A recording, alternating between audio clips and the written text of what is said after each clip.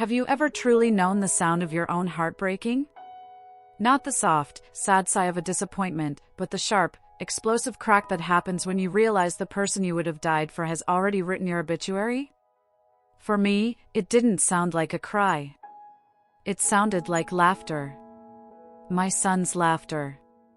And the question he asked his wife in that moment is one that has echoed in the silence of my new life ever since. Mom, if your account were empty, how would you look? This is my story.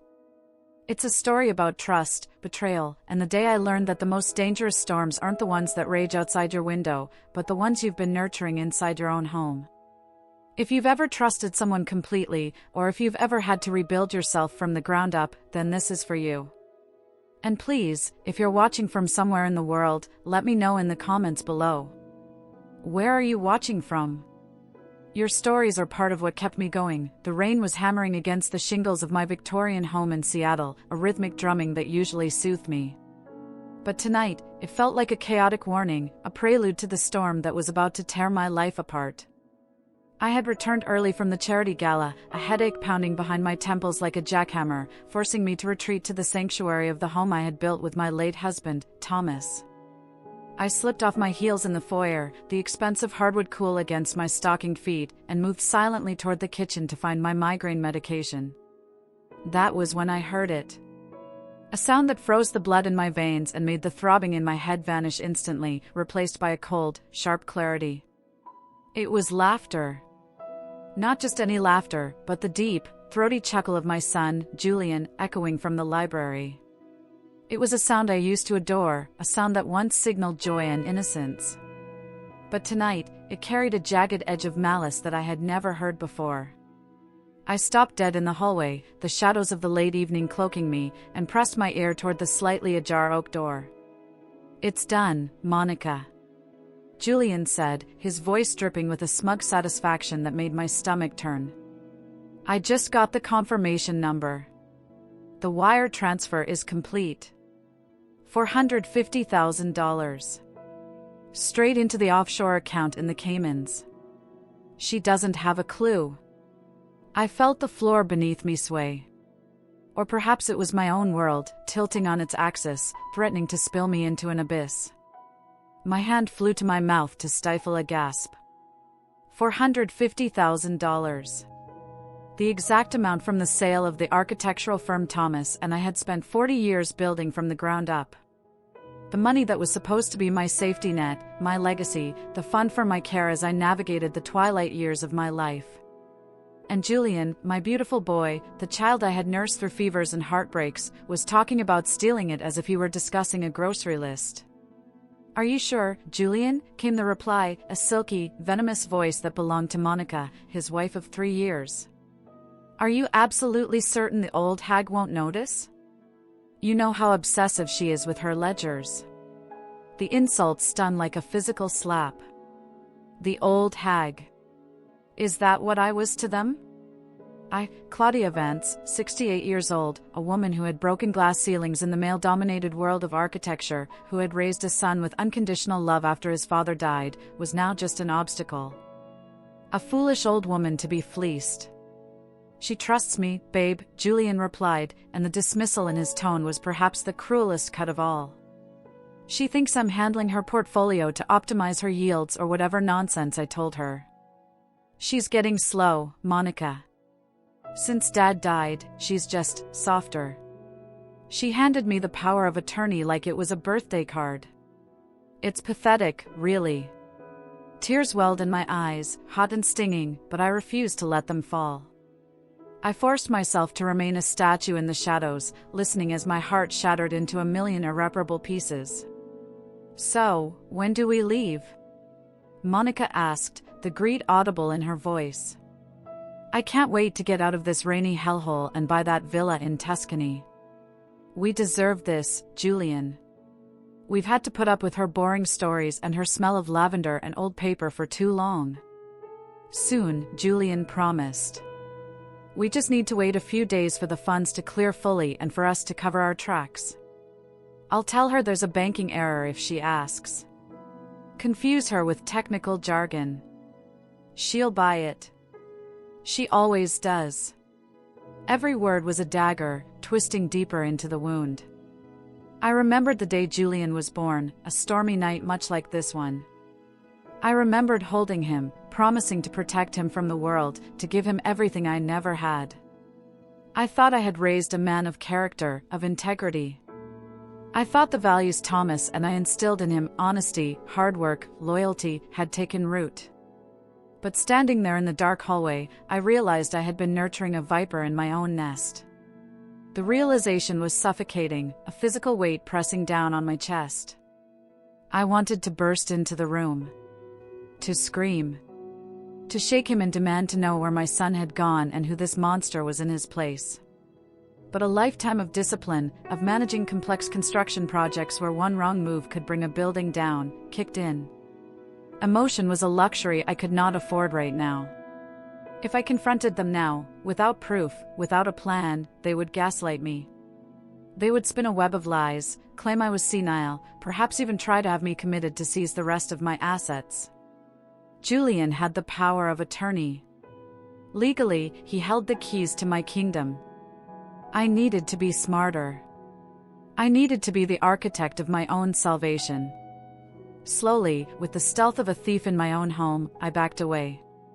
Each step was a calculated risk, the creak of a floorboard potentially spelling my doom.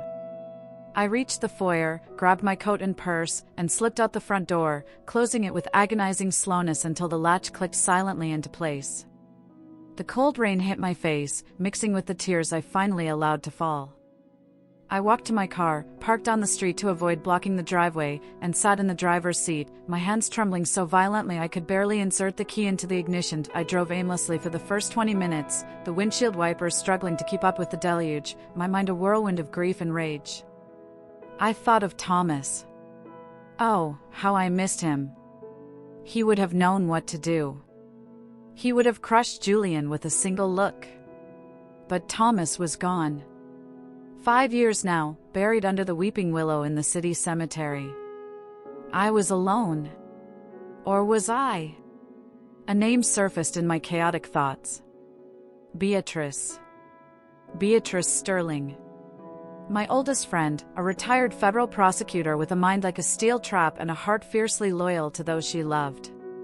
We had met in law school before I switched to architecture and had remained inseparable through marriages, births, and deaths.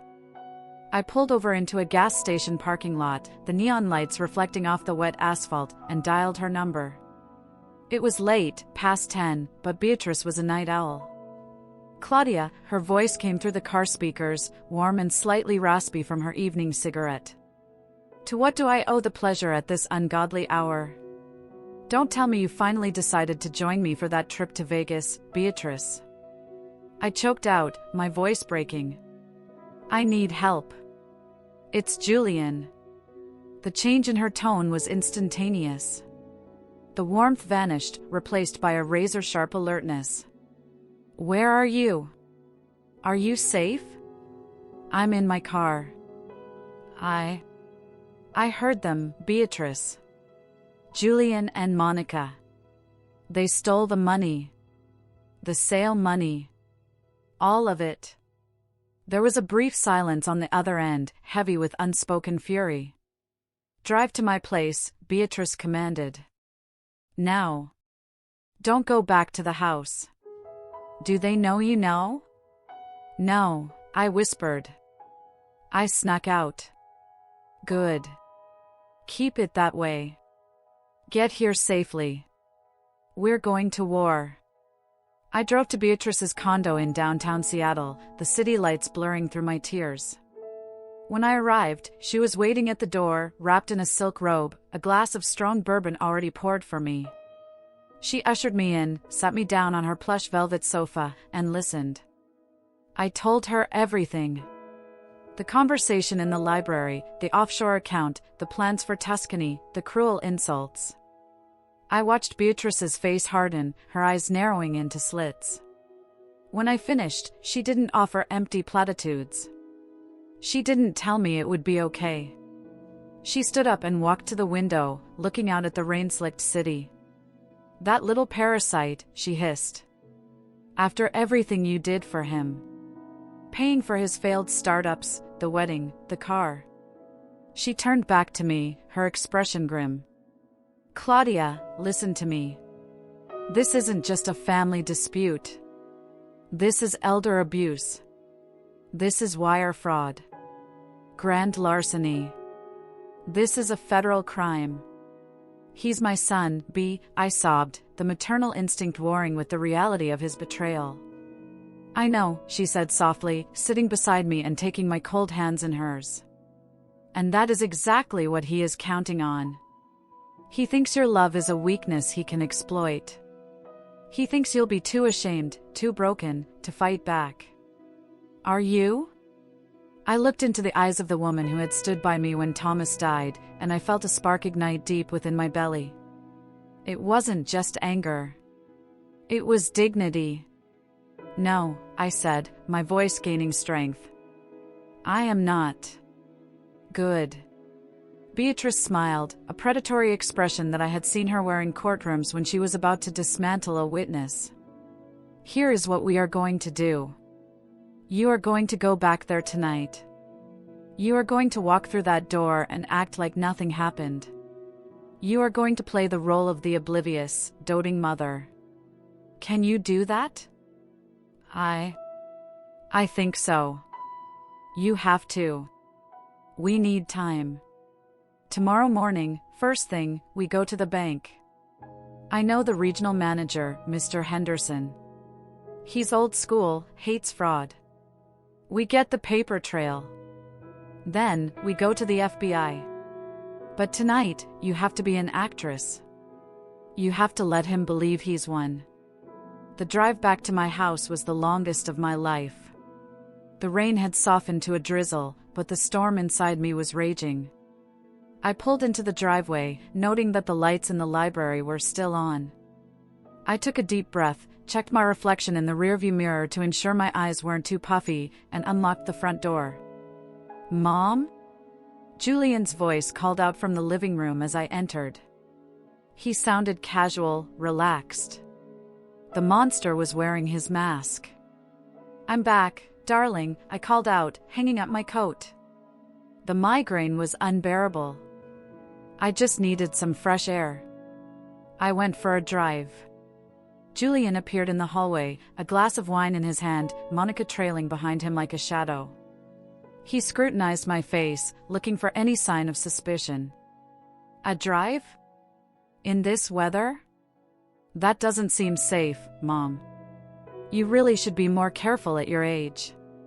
I know, I waved a hand dismissively, walking past him toward the kitchen.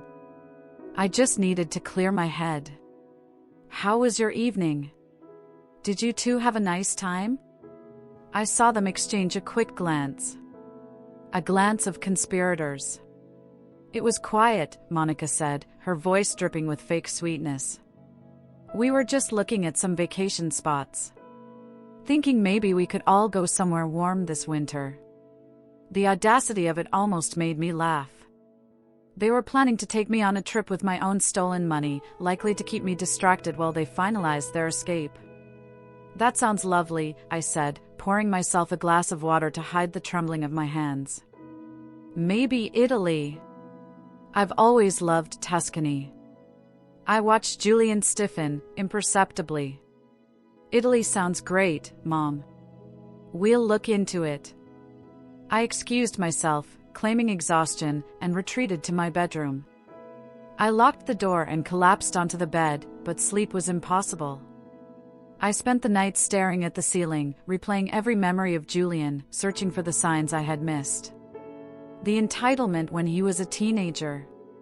The way he never held down a job for long, always blaming his bosses. The way he looked at Monica not with love, but with a shared hunger for status. I realized with a sickening clarity that I had enabled this. I had cushioned every fall, paid every debt, excused every mistake. I had created a man who believed the world owed him everything. And now, he was collecting the debt from me. Morning came with a gray, steel light. I dressed in my sharpest suit, a charcoal gray ensemble I usually reserve for board meetings. It was armor. I went downstairs to find Julian and Monica in the kitchen, drinking coffee. "You look sharp, Mom," Julian commented, looking up from his phone. "Going somewhere?" "Just a few errands," I lied smoothly. "I'm meeting Beatrice for lunch. You know how she loves to gossip." "Have fun," he said, returning to his screen. "Oh, by the way, Mom, I might need you to sign a few more documents later. Just some tax stuff for the estate." "Of course, dear. Just leave them on the desk." I walked out, my heart pounding, and drove straight to the bank. Beatrice was waiting for me in the lobby, looking formidable in a trench coat. She led me straight to the office of Mr. Henderson. He was a man of few words, with wire-rimmed glasses and a demeanor that suggested he tolerated zero nonsense. When Beatrice explained the situation, his face turned a shade of crimson. "Mrs. Vance," he said, his voice low and grave. "I have known you and your husband for 30 years. If what you say is true, this is a betrayal of the highest order." He turned to his computer, his fingers flying across the keys. A few moments later, he stopped, his jaw tightening. "It's here," he said, turning the screen toward us. "A transfer request, initiated yesterday evening using the power of attorney credentials. $450,000 to a shell company in the Cayman Islands. It's currently in the clearing queue. Because it's an international wire over a certain threshold, it hasn't fully settled yet. Can you stop it?" I asked, my voice trembling with hope. "I can freeze the account immediately," Henderson said, reaching for his phone. "I'll flag it as potential fraud. But to reverse the wire and ensure the authorities can act, we need a police report." "Now we're going to the FBI," Beatrice said firmly. "This crosses state lines and international borders. It's wire fraud." Henderson nodded. "I'll stall the transaction. I'll put a compliance hold on it. If your son calls, I'll tell him it's a standard Patriot Act verification. That should buy us 48 hours." We left the bank and headed to the federal building. The process was exhausting. Interviews. Statements. Showing the bank records. I felt like I was dissecting my own life, laying bare my failures as a mother for strangers to examine. But with every page I signed, every fact I verified, I felt the weight on my chest lighten. I was no longer a victim. I was a plaintiff. During the interview with Agent Miller, a sharp young man with kind eyes, a new piece of information came to light. "We ran a background check on Monica Vance, née Roberts," Agent Miller said, sliding a file across the metal table. "She has a history. 2 previous marriages, in Florida and Arizona. Both husbands were significantly older, wealthy, and estranged from their families. Both ended up bankrupt shortly before the marriages dissolved." I stared at the mugshot of the woman who sat at my breakfast table. She looked younger, harder, but it was her. "She's a predator," Beatrice whispered. "She targets vulnerable families. Julian was just her ticket in. And your son," Agent Miller continued, gently, "has substantial gambling debts. Online poker. He owes nearly $100,000 to some very unsavory characters." The puzzle pieces clicked into place. The desperation. The manipulation. Julian wasn't just greedy, he was cornered. And Monica was the architect of his escape route, using me as the sacrificial lamb. "What happens now?" I asked. "We have enough for an arrest warrant," Miller said. "But if we move now, we might only get them for attempted fraud, since the bank stopped the wire. We want to nail them for conspiracy and the intent to launder money. We need them to believe the money has gone through. We need a recorded confession of them discussing the successful theft." He looked at me. "Mrs. Vance, are you willing to wear a wire?" The question hung in the air. Could I do it? Could I sit across from my son and bait him into admitting he stole my life's work? I thought of Thomas. I thought of the years of hard work. I thought of the old hag comment. Yes, I said. I'll do it. And that, my friends, was the moment I chose to fight back. The trap was set, and I was the bait. But what happened when I walked back into that house, a wire taped to my chest and a performance for the ages to give? That's a story for the next part. The tension is about to become almost unbearable, so make sure you've liked this video and subscribed to the channel. When we left off, I had just agreed to do the unthinkable, to wear a wire and confront my own son. The plan was set for dinner that night. I was to walk back into my own home, a lion's den dressed in a silk blouse, with a tiny electronic device taped to my chest and a team of FBI agents listening from a van down the street. My oldest friend, Beatrice, was with them. My only armor was my wits, and my only weapon was the truth they thought they had buried. If you're just joining us, you might want to go back and watch part 1. Trust me, you need the context for the sheer audacity of what happened next. And to all of you watching from around the world, thank you for your comments. Knowing I'm not just shouting into the void gives me strength, even now. The plan was set for dinner that night. I returned home, the small recording device taped to my chest beneath my blouse feeling like a lead weight.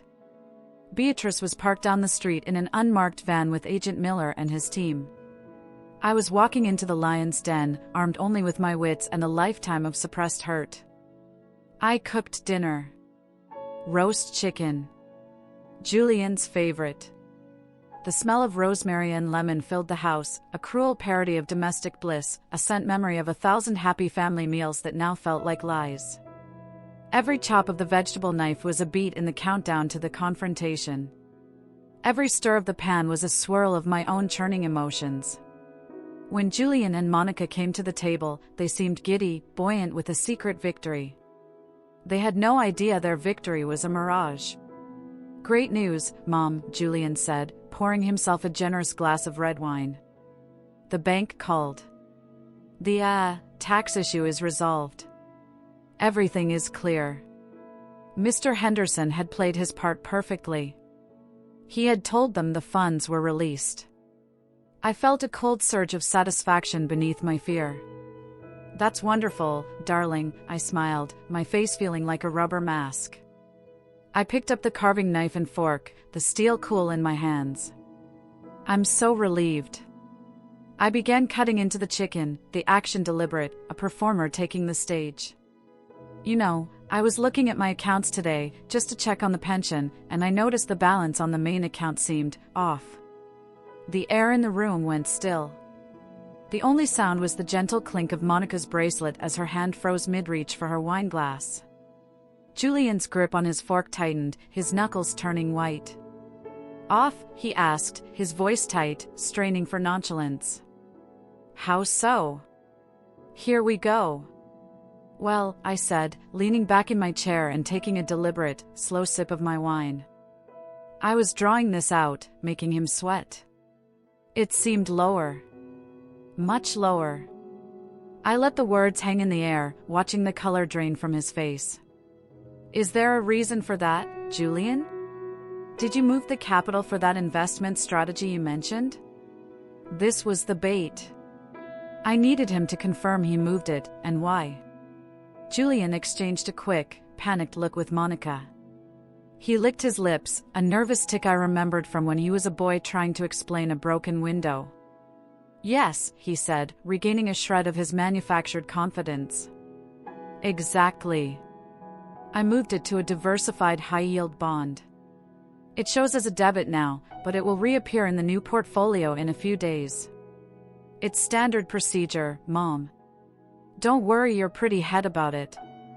Don't worry your pretty head. The condescension was a spark on the tinder of my rage. $450,000 is a lot of bonds, Julian, I pressed, my voice calm, steady, like the surface of a frozen lake. And why is the recipient listed as Orion Holdings in the Caymans? Julian's face went pale as parchment.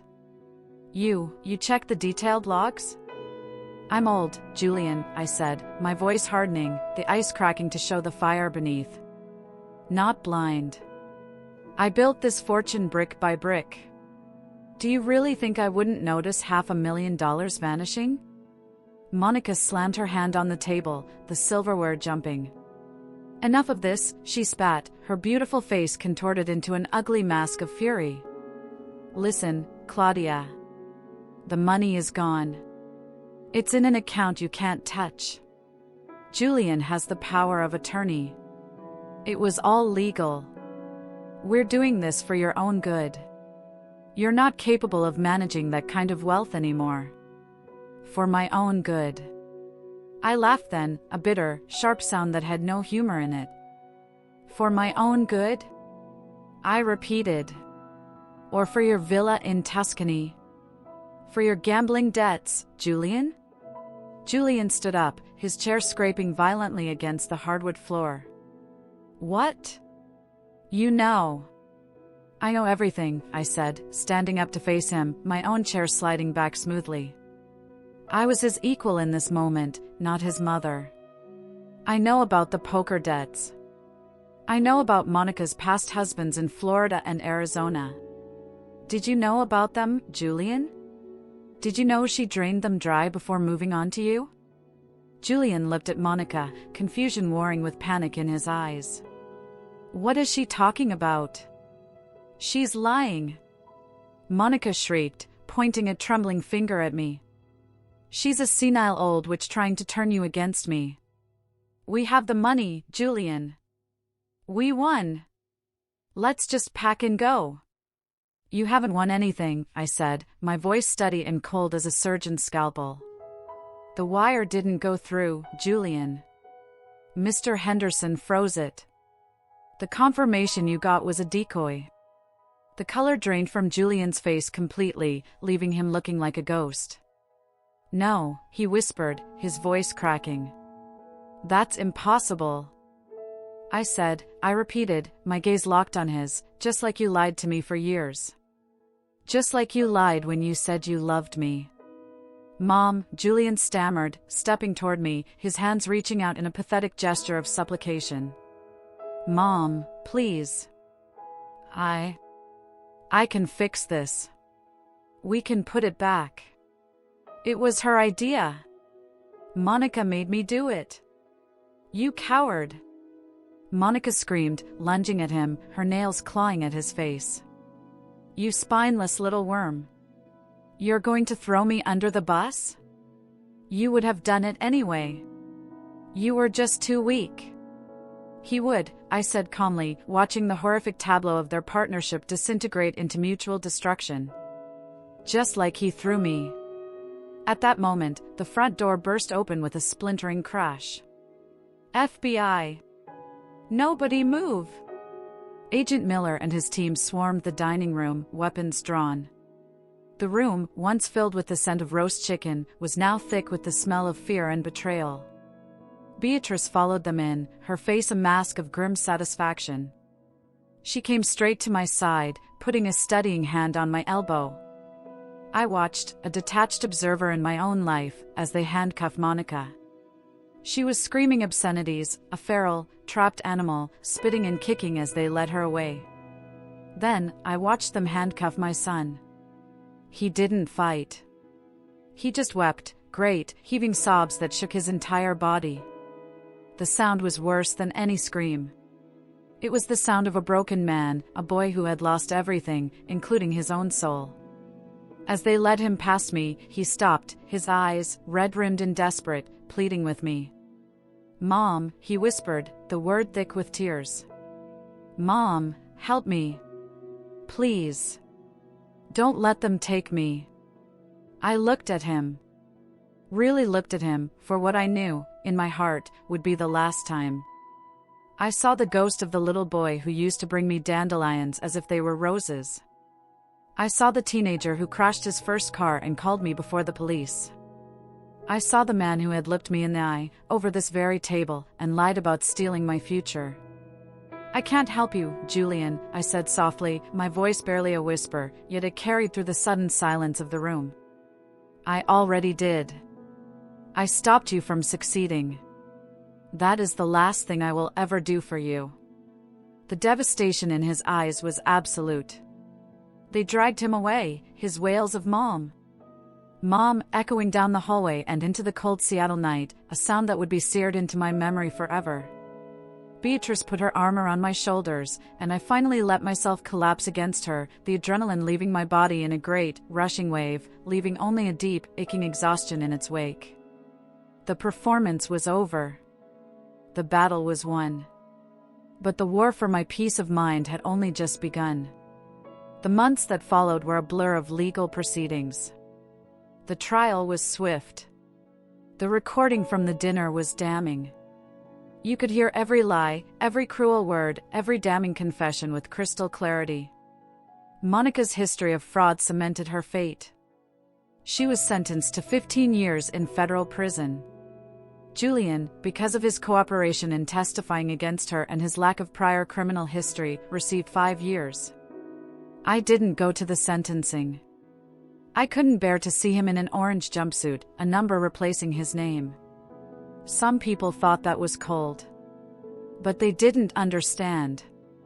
Seeing that would have killed the last remaining image I had of my little boy. I had to protect that memory, even if the man he became deserved none of my protection. I sold the Victorian house. It was too big, too full of ghosts. Every creak of the floorboard was a memory of that night. Every room echoed with Thomas's laughter and Julian's betrayal. I couldn't breathe there anymore. I bought a sleek, modern condo in the city with a breathtaking view of the Puget Sound and a kind, no-nonsense doorman named Frank who called me Ms. Vance and never asked about my past. The silence there was new and clean, not heavy with history. I started consulting again, tentatively at first, then with growing confidence, helping young female architects navigate the male-dominated industry I knew so well. It felt good to be using my mind again, to be building something, even if it was just blueprints and business plans. And on the advice of Beatrice, who is now more sister than friend, I joined a support group for victims of financial abuse. The first meeting was terrifying. Walking into that room felt like admitting my shame to the world. But then I listened. I listened to a kindly retired teacher whose niece had siphoned her retirement fund. I listened to a war veteran whose own brother had forged his signature on a loan. Their stories were different, but the melody was the same: trust, betrayal, and the long, hard road back to self-worth. It was there that I met Arthur Pendergast. A gentleman with kind eyes and hands that had spent a lifetime coaxing music from a cello. He had lost everything, his life savings, his beloved instrument, to a nephew he had raised as his own. We bonded over coffee and shared trauma, two wounded souls finding comfort in the simple, unspoken understanding that we weren't stupid. We were just trusting. And trust is not a character flaw. One rainy afternoon, almost a year to the day after the arrest, Arthur and I were in my condo, listening to a Brahms concerto.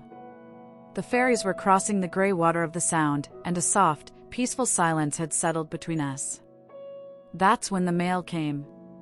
Among the bills and catalogs was a letter. The handwriting was Julian's. My blood ran cold. Arthur, sensing the shift in me, gently turned down the music. "Do you want me to leave, Claudia?" he asked. I shook my head, clutching the envelope. "No. Please stay." I sat by my large window, watching the rain streak the glass, and debated tearing the letter up, unread. To throw it away and let the past stay buried. But curiosity, or perhaps the remnants of that maternal thread that never truly breaks, no matter how frayed, made me slide my finger under the flap and open it. "Dear Mom," it read. "I don't expect you to reply. I don't expect you to forgive me. Being in here has forced me to look at myself in a mirror I avoided my whole life. I see now what I became. I am so sorry. Not for getting caught, but for breaking the heart of the only person who ever truly loved me. I am working in the library here. It's quiet. I think of you every time I smell old paper. I hope you are happy. I hope you are building things. Love. Julian."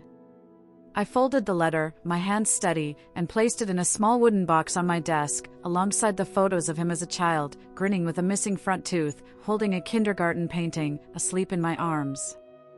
I didn't write back. Not yet. Maybe not ever.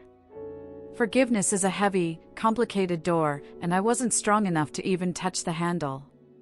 But as I looked out at the city, at the skyline I had helped shape, I felt a sense of peace settling over me, deeper and more real than any I had known before. I had lost my son, yes. But I had found myself.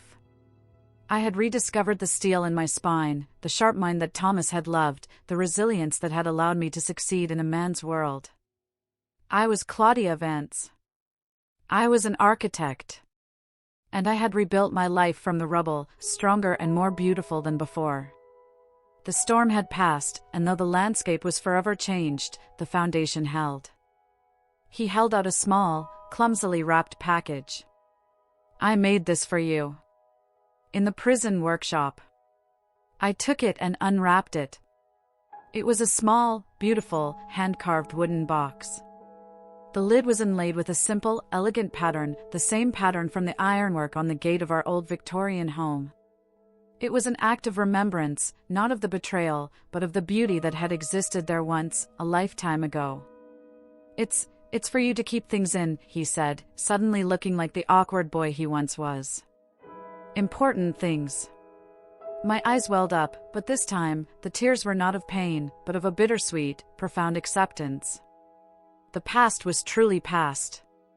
The boy was gone, and the man who stood before me was a stranger, but one who was trying to be better. Thank you, Julian, I said.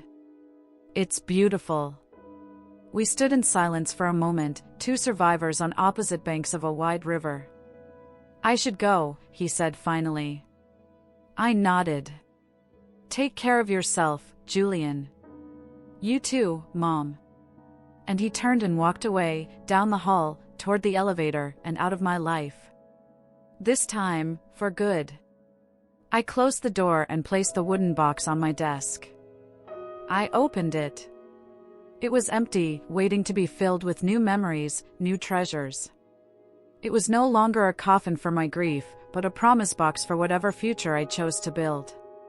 The ultimate twist was that the victim, the old hag, the one who was supposed to be soft and slow, became the architect of her own salvation not once, but twice. First, I rebuilt my financial security and my home. Then, years later, I rebuilt my peace by finally understanding that holding on to anger is like building a prison around your own heart. I had to set myself free. The question my son laughed about all those years ago, Mom, if your account were empty, how would you look? Has a definitive answer.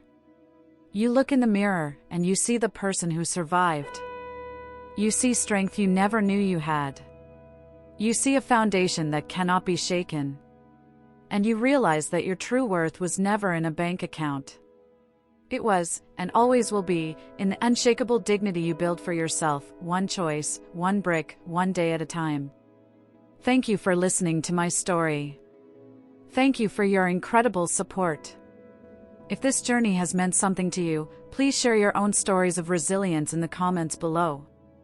Let's be a community that builds each other up.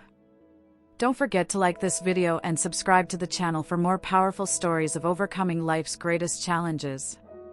Remember, no matter what storm you face, you have the power to be the architect of your own comeback. Be well and build beautifully.